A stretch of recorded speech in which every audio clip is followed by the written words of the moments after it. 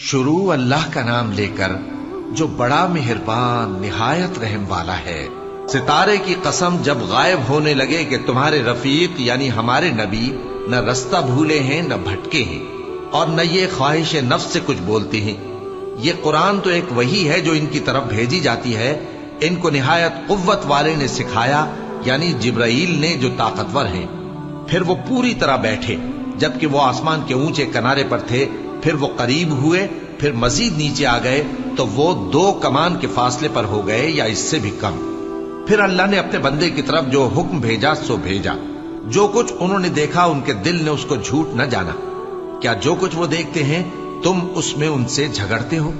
اور انہوں نے اس کو یعنی جبرائیل کو ایک اور بار بھی اترتے دیکھا ہے سدرۃ المنتہا کے پاس۔ اسی کے پاس ہمیشہ رہنے کی بہشت ہے، جبکہ اس بیری پر چھا رہا تھا جو چھا رہا تھا۔ ان کی آنکھ نہ تو اور طرف مائل ہوئی اور نہ حد سے آگے بڑھی۔ انہوں نے اپنے پروردگار کی قدرت کی بہت ہی بڑی بڑی نشانیاں دیکھی۔ بھلا تم لوگوں نے لات اور عزا کو دیکھا اور تیسری مورتی یعنی منات کو؟ مشرکو، کیا تمہارے لیے تو بیٹے ہوں اور اللہ کے لیے بیٹیاں؟ یہ تو بہت ہی بے انصافی کی تقسیم ہوئی۔ وہ تو صرف نام ہی نام ہے جو تم نے اور تمہارے باپ دادا نے رکھ لیے ہیں، اللہ نے تو ان کی کوئی سند نازل نہیں کی۔ یہ لوگ محض خیال و گمان اور خواہشات نفس کے پیچھے چل رہے ہیں، حالانکہ ان کے پروردگار کی طرف سے ان کے پاس ہدایت آ چکی ہے۔ کیا جس چیز کی انسان آرزو کرتا ہے وہ اسے ضرور ملتی ہے؟ سو آخرت اور دنیا تو اللہ ہی کے ہاتھ میں ہے۔ اور آسمانوں میں بہت سے فرشتے ہیں جن کی سفارش کچھ بھی فائدہ نہیں دیتی مگر اس وقت کہ اللہ جس کے لیے چاہے اجازت بخشے اور سفارش پسند بھی کرے۔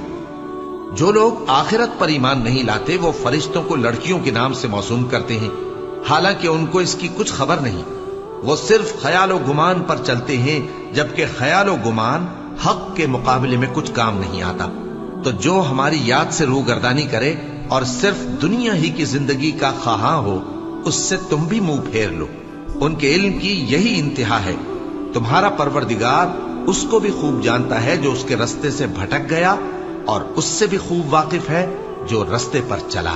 اور جو کچھ آسمانوں میں ہے اور جو کچھ زمین میں ہے سب اللہ ہی کا ہے، اور اس نے خلقت کو اس لیے پیدا کیا ہے کہ جن لوگوں نے برے کام کیے ان کو ان کے اعمال کا بدلہ دے، اور جنہوں نے نیکیاں کی ان کو نیک بدلہ دے۔ جو صغیرہ گناہوں کے سوا بڑے بڑے گناہوں اور بے حیائی کی باتوں سے اجتناب کرتے ہیں، بے شک تمہارا پروردگار بڑی بخشش والا ہے۔ وہ تم کو خوب جانتا ہے۔ جب اس نے تم کو مٹی سے پیدا کیا اور جب تم اپنی ماؤں کے پیٹ میں بچے تھے تو اپنے آپ کو پاک صاف نہ جتاؤ۔ جو پرہیزگار ہے وہ اس سے خوب واقف ہے۔ بھلا تم نے اس شخص کو دیکھا جس نے منہ پھیر لیا اور تھوڑا سا دیا پھر ہاتھ روک لیا؟ کیا اس کے پاس غیب کا علم ہے کہ وہ اسے دیکھ رہا ہے؟ کیا جو باتیں موسیٰ کے صحیفوں میں ہیں ان کی اس کو خبر نہیں پہنچی؟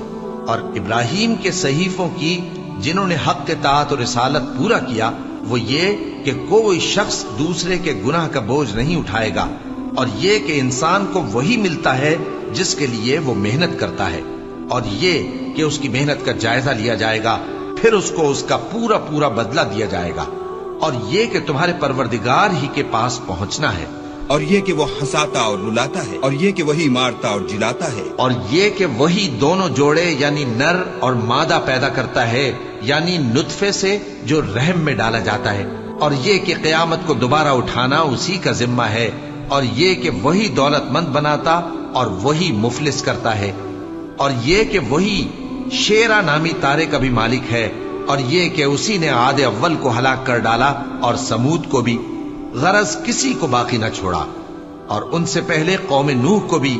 کچھ شک نہیں کہ وہ لوگ بڑے ہی ظالم اور بڑے ہی سرکش تھے، اور اسی نے الٹی ہوئی بستیوں کو دے پٹکا، پھر ان پر جو چیز چھا گئی سو چھا گئی۔ تو اے انسان، تو اپنے پروردگار کی کون کون سی نعمت پر جھگڑے گا؟ یہ پیغمبر بھی پہلے کے خبردار کرنے والوں میں سے ایک خبردار کرنے والے ہیں۔ آنے والی یعنی قیامت قریب آ پہنچی، اس دن کی تکلیفوں کو اللہ کے سوا کوئی دور نہیں کر سکے گا۔ اے کافرو، کیا تم اس کلام پر تعجب کرتے ہو اور ہنستے ہو اور روتے نہیں؟ اور تم غفلت میں پڑے ہو تو اللہ کے آگے سجدہ کرو اور اسی کی عبادت کرو۔